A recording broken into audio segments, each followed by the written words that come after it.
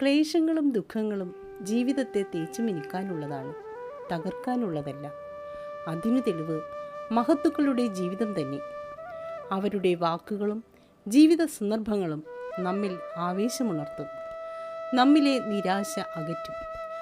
ആത്മവിശ്വാസവും കരുത്തും പ്രതീക്ഷയും തൊട്ടുണർത്തുവാൻ ശ്രീ സത്യസായി പബ്ലിക്കേഷൻ സൊസൈറ്റി പ്രസിദ്ധീകരിച്ച ശ്രീ സായിദാസിൻ്റെ നല്ലൊരു നാളെ എന്ന പുസ്തകത്തിൽ നിന്നും. സേവനമാണ് ഏറ്റവും അനുകരണീയമെന്ന് കേട്ടിട്ടുണ്ട്. എങ്ങനെയാണ് സേവനം നടത്തേണ്ടത്? മാനവസേവ, മാധവസേവ. മണിക്കുട്ടി അതീവ സുന്ദരി. അവൾ മറ്റു പെൺകുട്ടികളെ പോലെ ആയിരുന്നില്ല.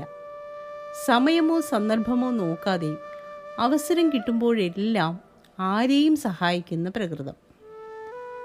അങ്ങനെ ഒരു ദിവസം അവൾ ഒരു കുഷ്ഠരോഗിയുടെ വ്രണം കഴുകി വൃത്തിയാക്കുന്ന സമയം ഒരു വൃദ്ധൻ അതുവഴി വന്നു. അയാൾ അവളോട് പറഞ്ഞു, കഷ്ടം തന്നെ, നീ നിന്റെ ചെറുപ്പം ഇങ്ങനെ പാഴാക്കുന്നല്ലോ. ഇത് കേട്ട അവൾ ഒന്നും മിണ്ടിയില്ല. തൻ്റെ പരിചരണം തുടർന്നു. വൃദ്ധൻ വീണ്ടും പറഞ്ഞു, 10,000 രൂപ തന്നാൽ പോലും ഞാനൊരു കുഷ്ഠരോഗിയെ പരിചരിക്കില്ല. ഇതു കേട്ട മണിക്കുട്ടി വൃദ്ധൻ്റെ മുഖത്തേക്ക് സൂക്ഷിച്ചു നോക്കി. 10,000 അല്ല, 1,00,000 തന്നാലും ഞാനും ഈ പണി ചെയ്യില്ല. അപ്പോൾ ഞാനീ കാണുന്നത്? വൃദ്ധന് സംശയമായി.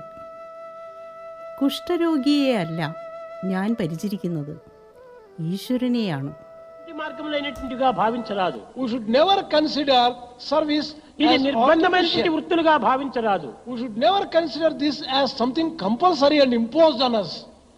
కనుక మీరు ప్రీతిపూర్వకంగా, హృదయపూర్వకంగా సేవల్లో పాల్గొని ఎవరికి చేసినప్పటికీ నా దైవానికి చేస్తున్నాను ఈ సేవలని విశ్వసించి చెయ్యాలి.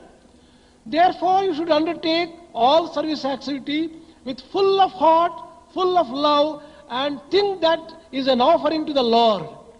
ఈ సేవల యందు నిజముగా నిరహంకారం అనేటువంటిది మన యొక్క సత్యసాయి సంస్థల యందు మాత్రమే ప్రత్యక్షంగా గోచరిస్తుండాలి. In Sri Satya Sai organizations you can see the total absence of ego when people take up service activity.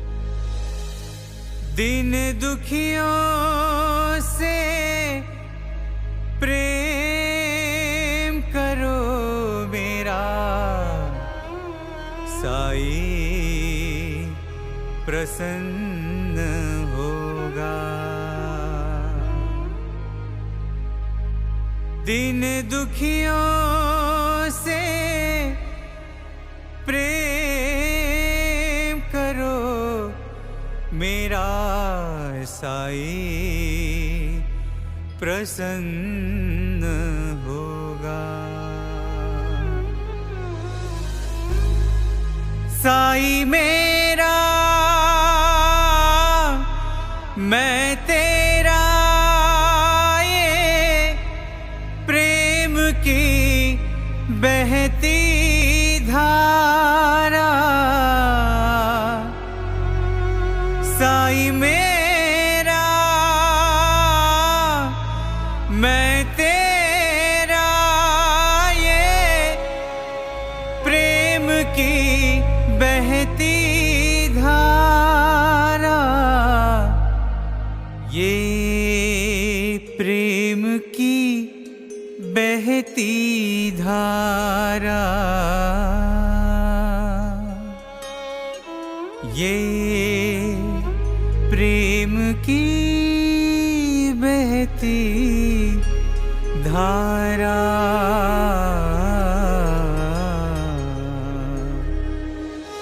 मेरा साई प्रसन्न होगा.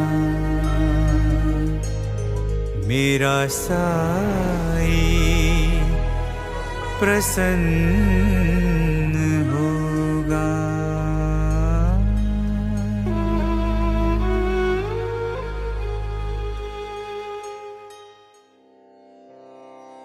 സേവനത്തിന് പിന്നിൽ ഈ മനോഭാവം ഉണ്ടെങ്കിൽ മാത്രമേ അത് രസകരമാകൂ. മാത്രമല്ല, അപ്പോൾ മാത്രമേ അത് സേവനമെന്ന പേര് അർഹിക്കുന്നുള്ളൂ.